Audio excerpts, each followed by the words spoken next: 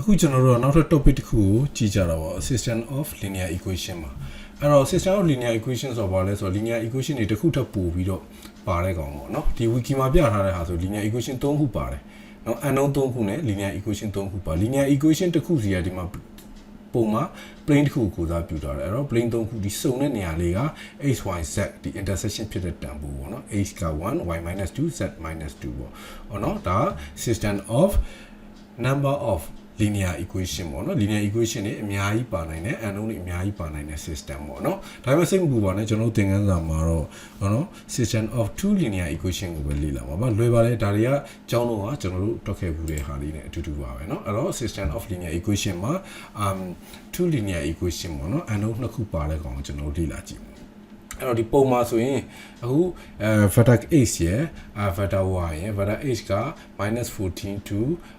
vector y က 5 - 1 ရှိတာပေါ့နော်ဟုတ်ပြီအဲ့ဒီကောင်တွေကို x နဲ့ y ကို linear combination လုပ်ခြင်းအဖြစ်เนาะ vector တစ်ခုရလာပါလိမ့်မယ်အဲ့ဒီကောင်ကဘာလဲဆိုအဲ့ vector တန်ဖိုးကဥပမာဖြစ်ဆိုရင်ဒီမှာ-13 နဲ့3ပဲဆိုကြပါလို့เนาะဟုတ်ပြီအဲ့တော့13နဲ့3ဆိုကျွန်တော်တို့ဘာလုပ်မလဲဆိုတော့ဒါဆိုရင်ကျွန်တော် linear combination လုပ်ရင်ဒီနှစ်ခုကို linear combination လုပ်ဒီ vector လေးထွက်လာမယ်result vector လေးထွက်လာမယ်ဆိုတော့ကျွန်တော်တို့က linear combination လုပ်ကြည့်မယ်ပြီးတော့သူ့ရဲ့ scalar တန်ဖိုးတွေကိုကျွန်တော်တို့အဖြေရှာကြည့်မှာပေါ့နော်အဲ့တော့ scalar တန်ဖိုးတွေကိုအဖြေရှာကြည့်မယ်ဆိုလို့ရှိရင်ဟုတ်ပြီရေးကြည့်အောင်ချပြီးတော့အဲ့တော့scalar multiplication လုပ်တယ်လို့ယူဆအောင် vector a ရဲ့အဲ့တော့ -14 2ဟုတ်ပြီပြီးလို့ရှိရင်plus sorry ဒီကောင်က a မဟုတ်ဘူး sorry scalar factor မဟုတ်ဘူးเนาะကောင်က a เนาะ a ဟုတ်ပြီဒါကောင် b scalar b က factor y နဲ့မြောက်မယ်5 -1ပေါ့နော်ရလာတော့ဘာရလာမလဲဆိုတော့ဒီမှာ resultant factor က-13 ရယ်3ရယ်ရလာမယ်เนาะ-13 3ရယ်ဟုတ်ပြီဒါဆိုရင် equation ကြည့်ပါအောင်ဒါငယ်တော့တွက်တဲ့ဟာတွေပါလွယ်ပါတယ်เนาะအဲ့တော့ဘာလဲဆိုတော့ပထမfactor ထဲမှာ scalar scalar a ကဝင်မြောက်လို့ရှိရင်-14a 2a အောက်မှာ 2a เนาะplus ဒီဘက်မှာက5b minus b ပေါ့เนาะအဲ့တော့ဒါပါလိလဲဆိုတော့ -13 နဲ့3နဲ့ပဲเนาะဟုတ်ပြီကျွန်တော်တို့ equation တစ်ချောင်းစီရေးအောင် equation နှစ်ချောင်းထွက်လာမှာပေါ့เนาะဒီ equation ကိုကျွန်တော်ကြည့်လိုက်မှဆိုရင်ဘာနဲ့ပါလဲဆိုတော့ခါကျတော့-14a plus 5b က -13 ရယ်အဲ့တော့ 2a plus minus b ပေါ့နော်2a minus b ပေါ့နော်အတူတူပါပဲ equal to 3ပေါ့နော်ဟုတ်ပြီအဲ့ဒါဒီ equation ညောင်းကြပြီဒါဆိုရင်တော့မိတ်ဆွေတို့ရှင်းတတ်ပြီထင်ပါတယ်နော်ဒီကောင်ကကျွန်တော်တို့ခြေခံပညာတော့တွက်ခဲ့တဲ့ linear equation တွေပါပဲအဲ့တော့ဒါကိုကျွန်တော်တို့က a နဲ့ b တန်ဖိုးကို scalar တန်ဖိုးကိုလိုချင်တာလေအဲ့တော့ scalar တန်ဖိုးကိုလိုချင်တယ်ဆိုတော့ကျွန်တော်တို့က graphical နည်းနဲ့လည်းတွက်လို့ရတယ် substitution နည်းနဲ့လည်းတွက်လို့ရတယ် elimination နည်းနဲ့လည်းတွက်လို့ရတယ်ဟုတ်ပြီကျွန်တော်တို့အခု graphical နဲ့အရင်ပြအောင်เนาะ graphical နဲ့ဆိုတော့39ကျွန်တော်တို့ GeoGebra ပေါ့เนาะ GeoGebra ကဟောတယ်မှာ GeoGebra ဟုတ်ပြီကျွန်တော် equation ရေးမယ်ဆိုတော့အဲ့တော့ a ကိုကျွန်တော် x လို့ပဲရေးလိုက်မယ်ဗျာ b ကို y လို့ပဲရေးလိုက်မယ်เนาะအဲ့ဆို equation လွယ်တော့အောင်လို့အဲ့တော့ GeoGebra နဲ့ကြည့်မယ်ဆိုလို့ရှိရင်ကျွန်တော်ရေးလိုက်-14 x plus 5y equal to -13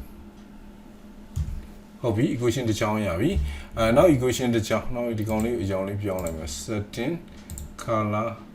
red နော်ဟုတ်ပြီနောက် equation တစ်ချောင်းရေးမယ်နောက် equation တစ်ချောင်းက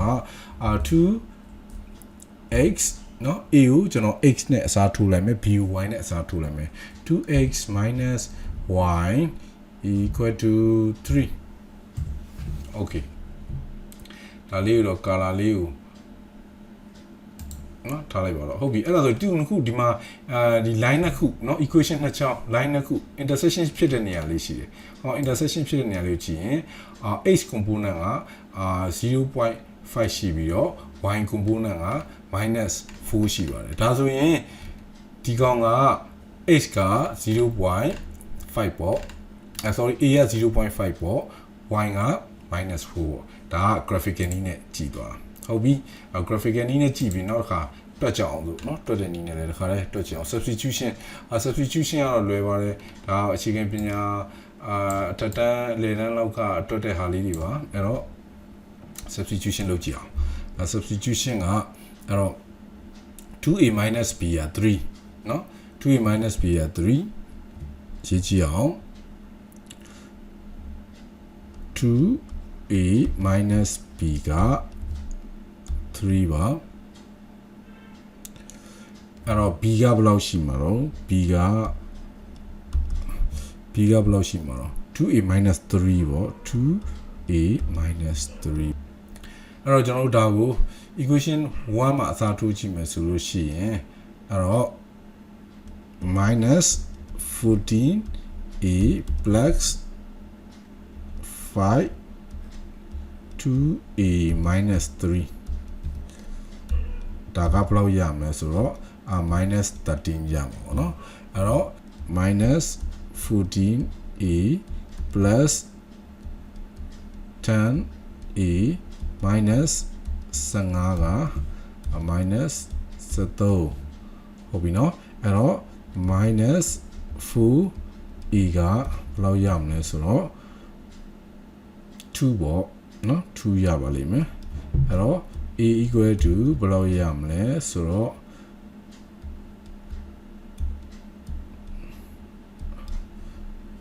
နော် minus half ပေါ့နော် minus half ဆိုတော့ဘယ်လောက်ရမလဲ is equal to minus 0.5နော်ဟုတ်ပြီအဲ့ဒါဆိုရင် b ကိုတွက်ကြည့်လိုက်မှာ b တွက်ကြည့်လိုက်ရင်တော့ဒါဆိုရင်တော့ရှင်းပါလိ b ကတော့လွယ်သွားပါပြီနော် minus 4ရမှာဟုတ်ပြီဒါက substitution လုပ်တဲ့နည်းပါ okay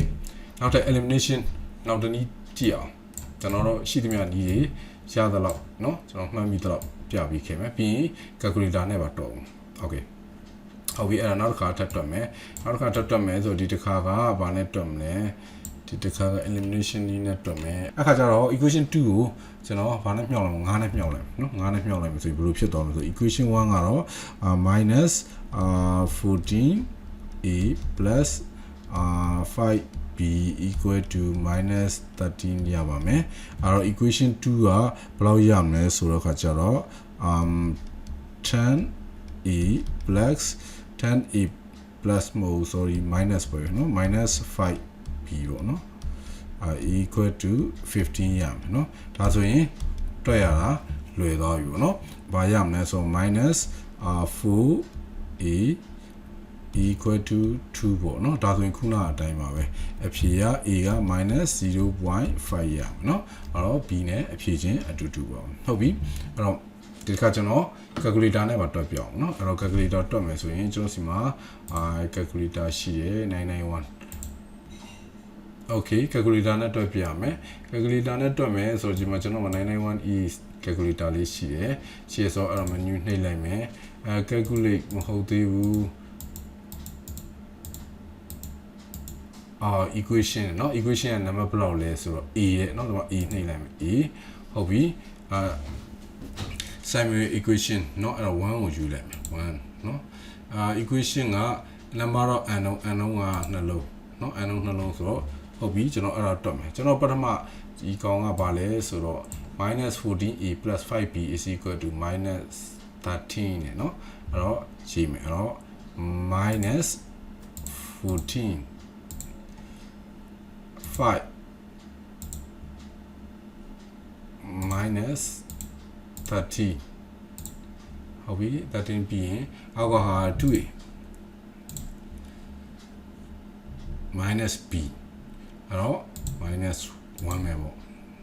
equal to ဟိုကောင်က3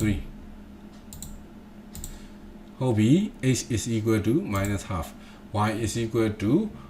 minus 4 ဆိုတော့ကျွန်တော်တို့ဟာနဲ့တူလားတူပါတယ်เนาะ okay ဟုတ်ပြီဒါကတော့ကျွန်တော်တို့